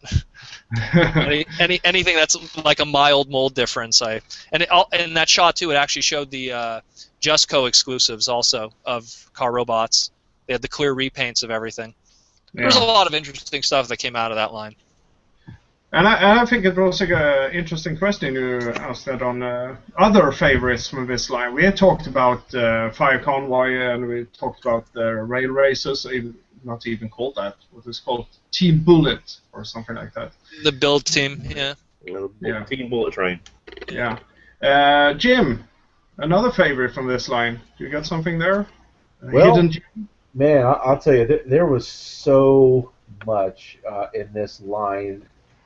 To say that anything is not your favorite is not really unbelievable, because the whole line was so great. But for me, what I really liked that stood out was the build team. I think by far and away it has to be my favorite set, simply because of its universal connectivity. As far as what's either leg or both arms, and there's so many variations you can do with their weapons. You can do the arms a different way. I mean, it was just a wonderful design, And I've never seen another sort of combination style as that, where you would have the triune in there, the link up in the middle, and then the torso just attaches to the front. Which the Transformer exhibit at the Indianapolis Children's Museum seems to have screwed up and has webs in front of the rest of his body for some reason. Well, what's funny about that too, they also in that display they said it was one of the hardest Transformers to transform, and I was like, "Have you ever messed with it? All right, with a Revenge of the Fallen toy?" Or Tripredacus. Watching at home, if you go to Indianapolis Children's Museum and see Rail Racer in the display case, his torso is supposed to be with the rest of his body, not in front of it. It's probably season 3 with Hotspot standing beside Defensor. Yes, kind of like that. But I mean, you could even change up the head if you want. You could have Red with the Wedge with the landfill head, or you could have landfill with the Wedge head. I mean, there was so many fun things to do. Myself, I used to take the sheet or the claw from Heavy Load, have him hold it as if it were a shield, and then I would take the machine gun, which was the crane arm from Hightower, and pivot it upward to where it was more like a sword, and that was always my favorite thing. Did you have the Target Decepticon recolor a couple years later? I have over the years owned all 3 color schemes of that mold. I've had the standard, the red, yellow, green, and orange, which are the colors for Revenge of the Fallen Devastator, by the way. Just want to point that out. Revenge of the Fallen Devastator does belong in a landfill. I like that. There was a Target exclusive green and purple Devastator redeco that was 2 different 2-packs. You had to buy both 2 packs to be able to get the full set of 4 to combine them. Yeah. And I've owned the it was a Black Friday 2003 Walmart exclusive yellow set. It was a box set, which was only $20 for the all 4 when it came out on Black Friday that day. It's like $5 a figure. That's what's not to love. Yeah, that was definitely. Well, so many good toys. Yes. Let's Tobias, do you want to talk about the cartoon? Yeah, let's talk about the cartoon. I mentioned it before. I remember when I was seeing it for the first time. It was not back in 2001. It was actually way later I saw that one. But I thought this is a great transition from the Beast universe. Yes. Because you remember the first episode when Megatron arrives, or Gigatron. Yeah, the Gigatron. Sorry. No, it's the same thing. Yeah, it's the same thing. Yeah, but his name was Gigatron, and he arrives at Earth, and all this turmoil begins. I think it's great transition, a great start. Then it got ruined in Armada, but that's another discussion. This happened. Yeah. Well, what I liked, especially in terms of story from it, was when it first came out, we weren't sure, because up to that point, in terms of Transformers, we were so used to a ongoing continuative story. We were used to, like, Beast Wars was a sequel to what could have been maybe G2, what could have been maybe G1. Beast Machines was a sequel to that. Machine Wars, we were trying to plug it in somewhere. And the only time we ever really had a sub-continuity was the Marvel Comics.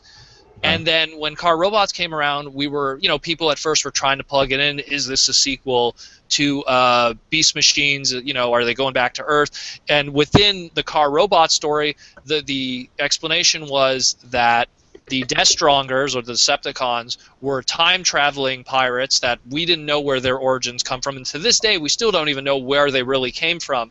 But they're time-traveling pirates, and Fire Convoy and them were guys that were on Earth in the year 2000, hiding, waiting to get stuff done.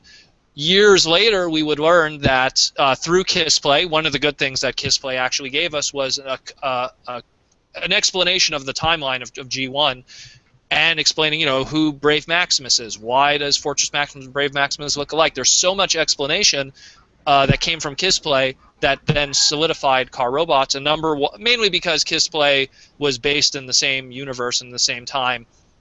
And the explanation that Brave Maximus went back in time, he crashed on the planet Master. The headmasters used Brave Maximus as the template for Fortress Maximus. Brave Maximus was created by Primus to keep Unicron's essence inside Earth, using all kinds of connections. I should really pull up the Kissplay art book, which I own that too. But it has the full it has the full explanation of what Car Robots was in the timeline, and essentially what it boils down to was there was a manga that was released called Stargate Battles. I know it has a weird title to it, where at the end of season 2. Optimus Prime and all the Autobots had to go into space to fight Megatron because he was doing some big evil plan, and he left Fire Convoy in charge to watch over Earth from the year 2000 up to 2004. And so that's when Car Robots happened, was while Optimus Prime, this is actually canon, this is what the story is that G1 Optimus Prime left Fire Convoy behind to watch over Earth while he was off fighting Megatron. He would come back. So during that time while he was watching over Earth, some guy from space, back in the future, back in time, Gigatron came and started trouble. And then they uncover Brave Maximus that was created by Primus, and this again was written in the mangas, and the Primus figure that they used to represent Primus was this Lucky Draw, actually I actually own it, which is the Lucky Draw Rodimus repaint, which people know today was the G1 Rodimus repaint. I'm actually looking at it right now. It was cool because it writes God Rodimus God Primus on it. Now, so like it had a really interesting story, Car Robots, and like Robots in Disguise, the way that it was written was more kind of homaging G1, dropping names here and there. Oh, hey, there's a race car driver named Augie Kane. That's a throwback to the old G1 episode. Oh, hey, this character that's named Mirage, which was called Counter Arrow, in the Japanese version, but this character's named Mirage, and Ironhide doesn't really trust him, thinks he's a traitor. That's a throwback to when Cliffjumper didn't trust Mirage and thought he was a traitor. Again, using those names to make connections, and within the dub of Car Robots, Robots in Disguise, there was tons of stuff, dropping the name Viacon, naming, the use of the term Sparks and everything. There was so many. I found that the dub of Car Robots was not really something to take too much seriously, but just kind of a celebration of Transformers and all the brand up to that point, much like the toy line was, where Car Robots was the true official story and explaining. And also, that's why you don't end up with two characters named Optimus Prime and two characters named Ultra Magnus and someone named Prowl who really isn't Prowl. At least with Car Robots, everyone had a unique name. Everyone wasn't like even you had Skids, but he was called oh my God, what was his name? That was Skidsy. Indy Heat. He had Indy Heat. Yeah. He had Indy Heat. Instead of being called Tow Line, you had Wrecker Hook. Like, everyone had unique names in the Car Robots version, so it didn't really overlap with whatever existed in G1 up to that point. Again, even Fire Convoy. I think the only time there was something that overlapped was there was a character called Artfire, and a lot of people speculate that to this day, because the thing is that if you look at those two unique target masters that existed back in G1, which was you had Artfire and you had Stepper. And you look at Artfire and Stepper. Now, Artfire was the repaint of Inferno, and Stepper was the repaint of Jazz. But if you look at the character of Artfire, which was in Car Robots, which was a black Porsche with flames on his chest, and then you look at Stepper, which was a black Porsche with flames on his chest, there was speculation that there actually was a mix-up with the names, and the character of Artfire in Car Robots was meant to be Stepper. So, like, there's a lot of interesting stuff from a behind-the-scenes design standpoint with that whole series, with the story, and to this day, the story is still reflected back. Like, there's still times where people pull stuff from RID because it was such a turning point in our hobby, from a design standpoint, from a storytelling standpoint, because now there was no more ongoing continuity. There was the idea that there could be separate at the time, it was considered a separate continuity. It was its own thing. Like, there was a lot of interesting stuff. Tons of stuff. I mean, I'm rambling, but there's tons. Hey, one thing we wanted to bring up on our for those of y'all that are new to the show, TFYLP does have a fan page on Facebook. Just look us up on TFYLP. A couple of viewer comments on the show so far, just to bring it up. You got here Jason Tate says a thumbs up on the Rail Racer and Build King. How many of us have Brave Max? It's the only version he's got, and he passed on the Fort Max because he prefers the Brave Max colors, which you were talking about earlier, about the night mode. So, do we all have Brave Max? I do. I do. No, I don't. I got all three, and I will honestly say that I agree. Brave Max is the nicest of the three, hands down. Okay, anyone that has a Brave Max they don't want, send to Tobias, care of TFY. That's a lot of shipping, though. Yeah. Ignoring the price of the toy, the shipping alone is gonna. It's gonna ruin me. But thank you, Jason. We appreciate that. Mike Boyle, he loves the GRX Rail Racer. He's one of his favorite combiners. He sold his Brave Max off, but he kept most of the original figures, and just basically he kept the Japanese versions versus the American ones. I'll just say that I imported all of the Japanese stuff. Well, a fair amount of the Japanese stuff because we're never going to see this in the U.S. This is a Japanese series. Yeah, I was the same way. I imported the first two waves, which was, all the big stuff. Optimus Prime, the Car Robot Brothers. I think it was JRX. JRX was Wave 2, but yeah. Wave 2. And then I waited to find Ruination or Voltigus because BotCon was coming up soon that year after the show premiered. So I was going to wait and get that locally when my money rebuilt. So, I know the feeling about that. Let's see here. Natsumi says, hey. Jason Tate again. He's echoed my sentiments. He wants to see another 3-robot combiner team like Rail Racer, because to me a 3-robot combiner is very hard to pull off. Look at Road Caesar. I know that's an older example, but Road Caesar just does not work well. His fat legs. Really fat legs. Yeah, I mean, give that robot a sandwich or something, you know. It'll go to his thighs. Well, and now that you mention it, it's like outside of like Tripredicus, Magnaboss, which, in all honesty, that's your opinion if you consider those good combiners. I mean, some people like them, some people don't.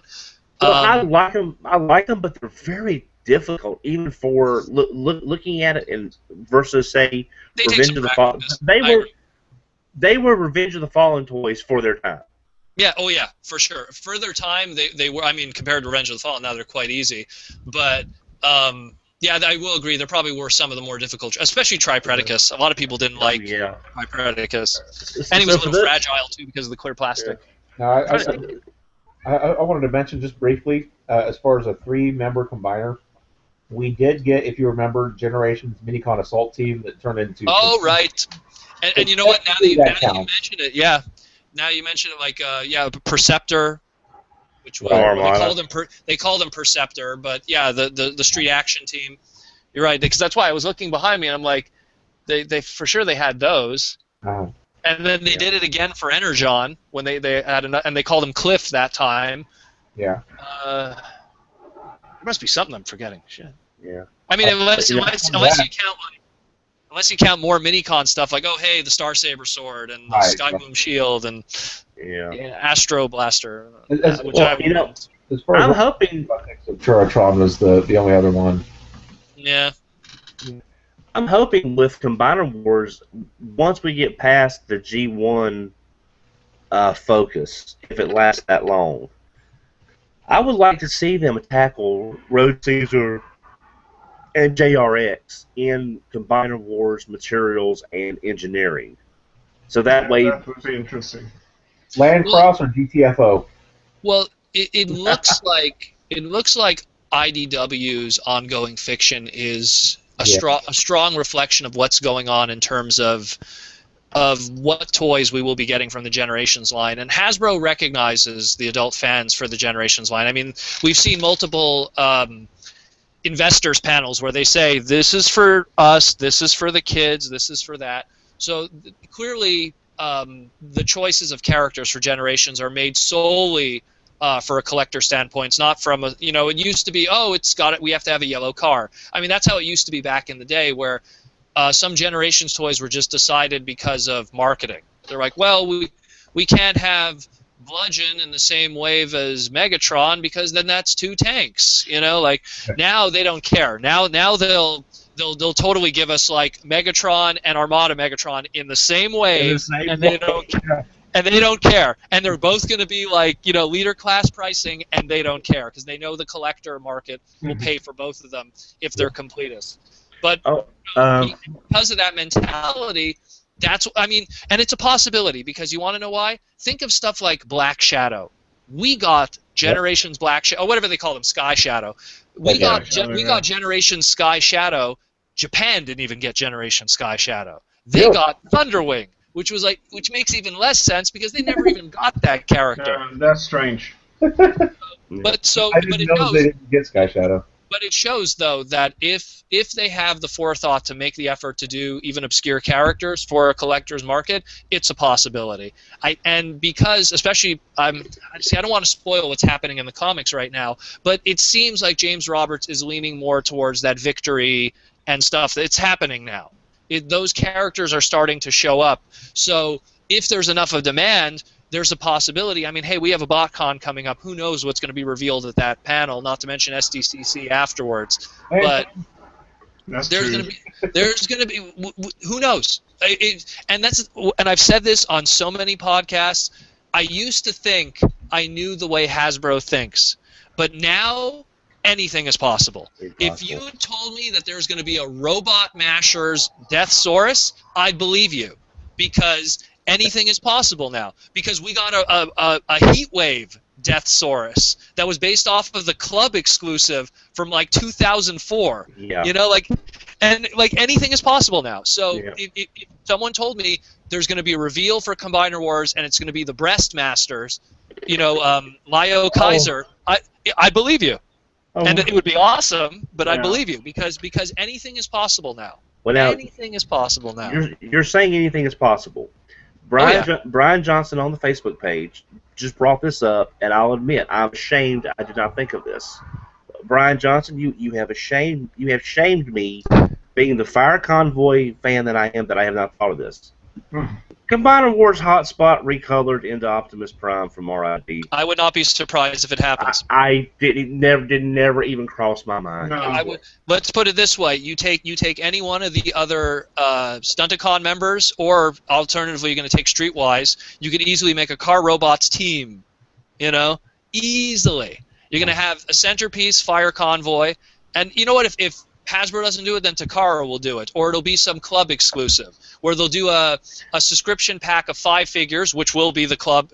I guarantee the future subscription is going to be something with Combiner Wars. I mean, it's a given at this point. But how I see it is they'll probably do a centerpiece Fire Convoy, use the Streetwise, turn it into Mach Alert, use Dead End, turn them into Speedbreaker / Sideburn. They'll think of something. Hasbro never wastes molds. That's the thing. That's why Alpha Bravo existed. People look at Alpha Bravo and they went, "What the hell is this?" It's like, no, it's them going we're seeding the future of this mold to use it for a whole bunch of things. It's not just one thing. Yeah, exactly. But yeah, that I would love to see. I would also love to see for those long-time BotCon OTFCC goers. When it was OTFCC, one of the suggested figures was the RID Optimus Prime mold. As Hotspot. Recoded as Hotspot / Defensor. Which kind of got done with Titanium, kind of. Kind of Hot Zone, but yeah. I would love to see, because last year when they were talking about reissuing the Fire Convoy mold with the Master Sword, and that was dropped apparently, I was hoping that mold would be in play to get that Hotspot and basically his super mode would be Defensor, which I love that concept. The thing is that mold has been reissued a few times, because I remember when Cybertron came out, they did a Costco exclusive 2-pack with I think it was a completely unchanged RID Optimus Prime and Magnus, and it was a Costco 2-pack with the Cybertron emblem on it, and it came with a DVD too. I want to say there was a slight change, but I don't quite recall. I think it was the Magnus, maybe. I think some colors that were turned black, only a few, but Optimus was back to being red again. Yeah, that's as far as late 2006, early 2007. So they've been using the mold quite a bit. So it's a possibility. I mean, like I said, we'll see what Hasbro shows us, because last year they were like, "Hey, remember Armada Megatron? Here you go." And no one asked for Armada Megatron, but yet here we go. So anything is possible. They're looking at not to mention the actual BotCon exclusives themselves. We haven't even had them all revealed yet. Who knows what they're going to think up of? I mean, the fact that they showed Rat Trap shows that they're that late in the molds that they could pull up characters from. So that's great. And another thing I was thinking about, talking about Rid, we got the Skybite Generations. Oh yeah. Yeah, so that shows that they're willing to do something different. And seeing what's interesting with that is they decided to take that concept and not do the Cybershark Transmetal 2. They did the Skybite one. And I'm surprised we actually haven't had a repaint of Transmetal 2 yet. But I mean, that's another reuse of an old Beast Wars mold that they used, and then it got a homage, and it got brought back and recognized with Generations. And imagine you're in Hasbro and you're like, okay, we're going to do a Voyager scale for our Generations line. We need some names. Hey, let's do the Shark from RID. they thought of that, like, so it shows that there still is demand and anything is possible. And that was another reveal at last year's BotCon when they showed us that, I think it was the BotCon before that one, but they showed us that too, and that was a great looking toy. I mean, even the shark mode looks nice. Yeah, it does. It's the best mode. If I'm not mistaken, that generation's Skybite, the new Skybite that we got, that mold hasn't been reused at all yet, has it? Not yet. Well, that's why I'm surprised they haven't done any. Like, they haven't done the obvious, like, hey, let's make a club exclusive Transmetals, Cyber Shark. Let's do the obvious subscription service Cyber Shark. Let's do at show exclusive BotCon Cyber Shark. Whatever. I mean, I'm biting my tongue. Watch, it's going to be one of the reveals, but who knows what they have planned? But that's a shark. Yeah. It could be a pirate. I want to. Yeah, sorry. No, I was just saying thanks to everybody for following us on Facebook tonight so far. Thank you for all the comments and some great stuff coming through. If you're new to the show, go to the Facebook page, subscribe us, like us, call us, beep us if you ever need us, whatever, and throw your thoughts up. There's a lot of activity there, so it's a great way to follow us. Another thing... sorry. And no Massey attacks. That's without a Massey attack. Imagine if we get a Massey attack. Yeah, just imagine. Thank goodness he's sleeping now, though. I thought we were going back to the show and mention another thing about it. On the Facebook page, actually, Mike Boyle wrote, weren't there some episodes of RID pulled and never broadcast because of 9/11 with Megatron crashing through a building? I never heard about this. The very first episode of RID, Megatron in hand mode crashes through a building, and then I believe it was episode 17 or 18. There was a whole episode of Car Robots that was dedicated to the Predacons and Autobots holding up a building from falling over. Yeah. A whole episode. Yeah. It was like a comical episode of, we're going to drop the building. So both of those episodes got pulled completely. Because of so the very first obviously the episode aired and then it got pulled afterwards, but the first episode and episode 17 were the ones, and they actually got aired much later on, but initially they did get pulled. Yeah, because I think the episode you were talking about was like the Tuesday, well, the very next day after 9/11. Yeah, literally, that was the episode that came on after 9/11 happened. And pretty much all channels, no matter what channel you turn to, was covering the events of September 11th that had happened. So there for a while, we didn't even have Fox Kids on the air for several days. I think it may have even been something like a week and a half. Everything got in lockdown at that point. Yeah. Even as a Canadian, trust me, every channel was like that was the primary focus. I remember we all went, but when it happened, we all even went home from school. Like, it was just like, and I was in college at the time. It was like we're all going, because we didn't know, who knows what could have entailed after that. Everyone thought this was the first of something else, We did. So we didn't know what was going on. It was a big deal. It was a really big deal, and not just Transformers got affected. At the time, Toonami in the States was running Gundam, which was a very war-based kind of show. That got pulled because it was like, well, we got to be sensitive of what's going on right now. Like, a lot of stuff, pretty much the breaks went to a screeching halt for a lot of different things because of what happened.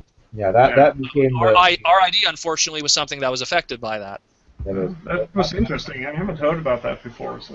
Yeah, even in Canada, that was an issue. I remember. That was a major focus. In fact, it was such a big thing that a lot of other things that happened around that time completely flew by a lot of people's radar. Like, I think it was not even 2 weeks removed from those events. Those of you in the Power Rangers fandom, we lost the original Yellow Ranger Trini, Twee Trang. Ah, right. A month. I didn't find out until 3 years after she had passed, because of the events of September 11th. It was everywhere, that I missed out on the smaller news such as that. I remember that too. I was kind of blown away that flew by my radar. So I mean, it affected lots of things. Everything was small news in comparison. Yeah. But definitely. Yeah. Sorry. Go ahead, Don. I'm still. Go ahead, Brad. I didn't mean to interrupt. Go ahead. Okay. Well, moving on. If you don't have any more things to say about this tragedy that is 9/11, going on with the Rid cartoon. In all of the in most of the Transformers cartoons, you got annoying characters in form of kids, animals. In R&D, we got the Gas Skunk and his gang, headed by Skybite. It's a love or hate relationship, I have to say. I love Skybite, but I know people that hate him. I don't think there is any between coming to that. And then there was Ty. I like that. What about main computer system thingy? Daughter of I liked quirky. Ichon.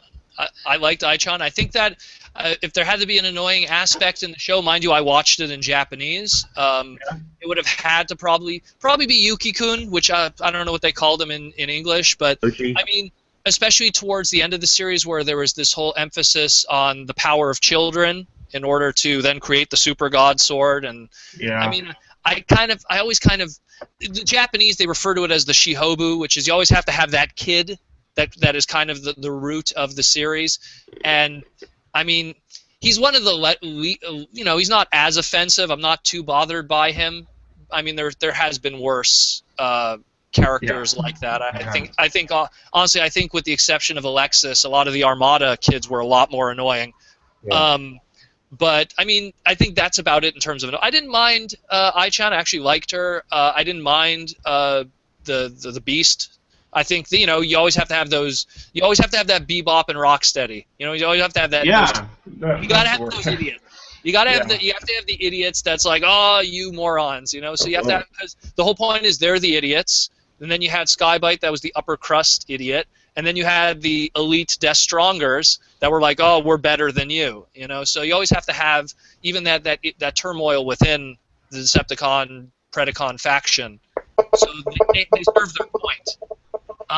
There wasn't really anything annoying. I liked all the characters. Even the voice acting was fun. Characters like even characters that only appeared for one episode, like Indy Heat, Skidsy. They had those fun little quirks where he always liked to race. Or Wrecker Hook that always had to tow people.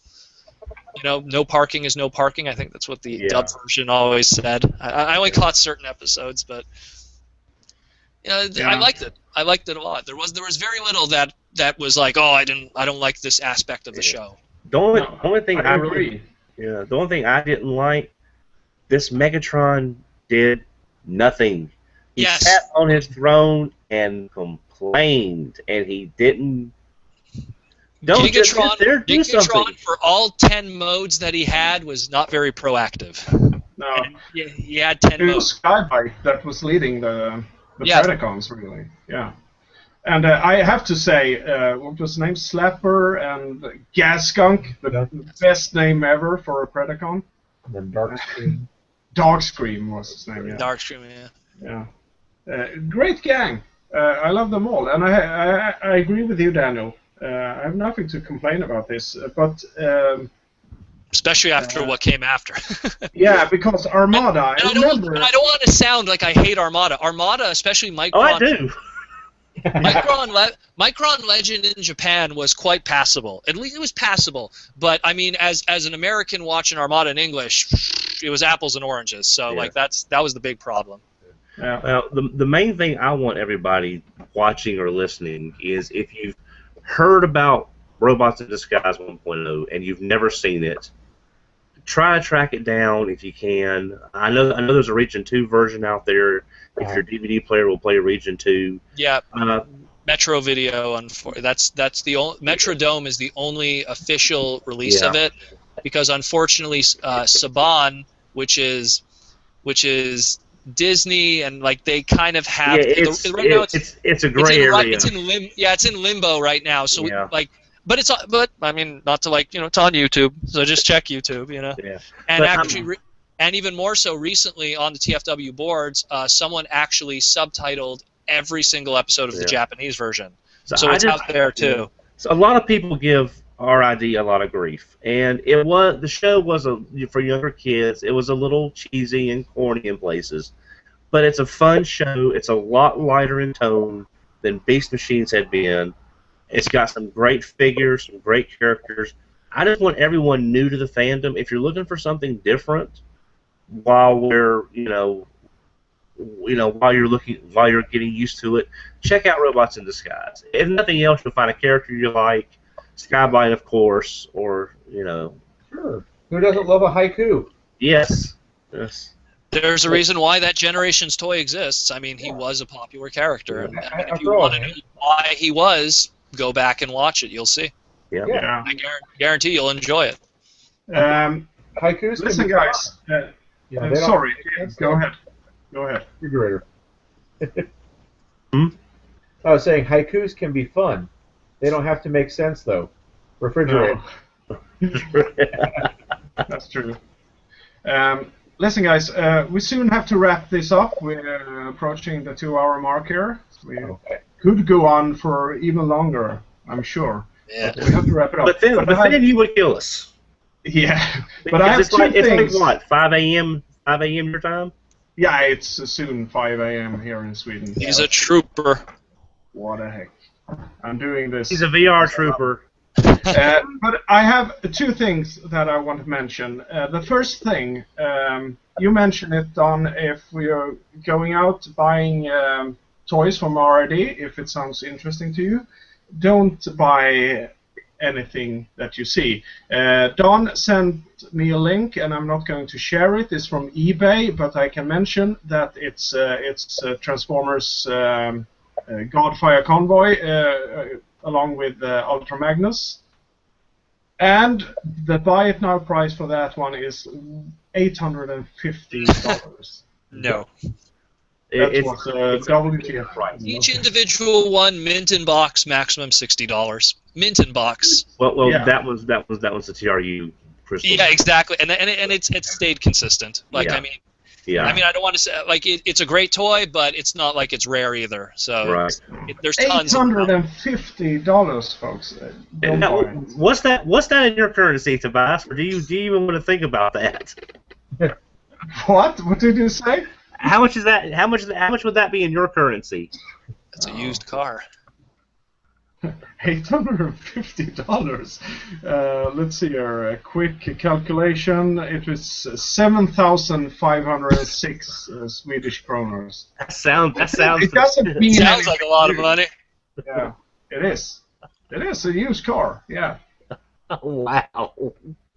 Yeah, and another thing I want to mention before we wrap this up, it has nothing to do with RID, but it has to do with a new product. It's a new Blackjack figure that came out, the Legends class, I believe.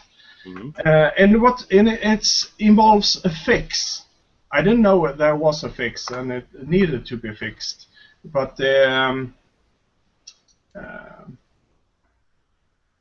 it was a listener response to some discussion we had last week on the show. I wasn't part of that.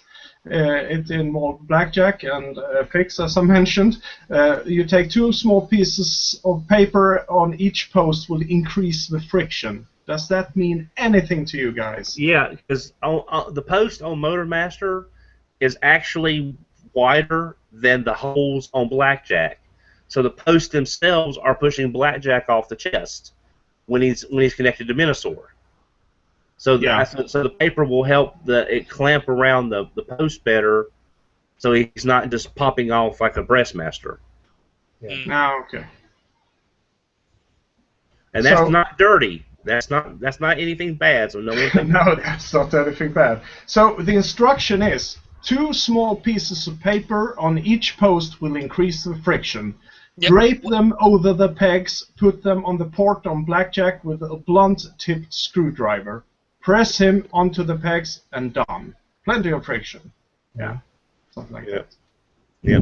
Also, another fix I've heard is if you sand the bottom of the pegs around the outer rim, because they're tapered like a Christmas tree, from top to bottom it gets wider.